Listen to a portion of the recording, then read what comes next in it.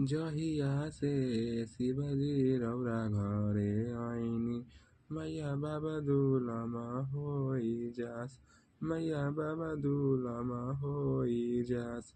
जहिया से शिवजी छुअनी लीलरावा नैहर दुलमा होई जास नैहर दुलमा होई जास।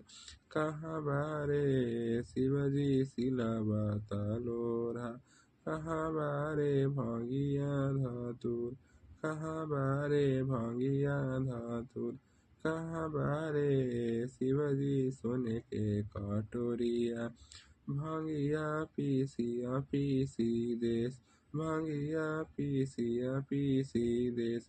ये बारे गौरा सिलवा टलोरा ये बारे भंगिया धातुर ये बारे भंगिया धातुर ये बारे गौरा सोने के कटोरावा भंगिया पीसिया पीसी देश भंगिया पीसिया पीसी देश।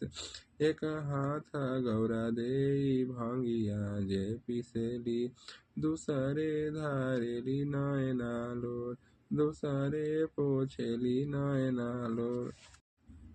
किया तोरा ए गौरा माई मन परलो किया तोर सहोदर जेठा भाई किया तोर सहोदर जेठा भाई नहीं मोरा ए शिवजी माई मन परलो नहीं मोर सहोदर जेठा भाई नहीं मोर सहोदर जेठा भाई। जहिया से शिवजी रौरा घरे आइनी भंगिया पीसत दिनवा जाय भंगिया पीसत दिनवा जाय। जहिया से शिवजी छुअनी लीलरावा भंगिया पीसत दिनवा जाय भंगिया पीसत दिनवा जाय।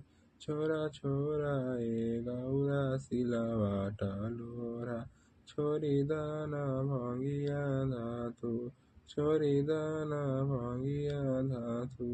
जाहू जाहू ए गौरा अपना नई हरावा अम्मा बाबा हाउए अमीर भैया भौजी हाउए अमीर करी दी है दीनावा पार करी दी है दीनावा पार।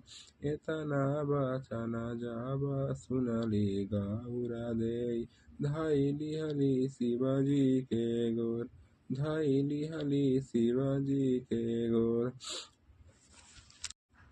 रौरा घरे शिवजी पतली चबैबो नहीं लेबो नैहर के नाम काटी लेबो मरई में दिन काटी लेबो मरई में दिन। तो दोस्तों लाइक सब्सक्राइब से फॉलो कर दीजिएगा।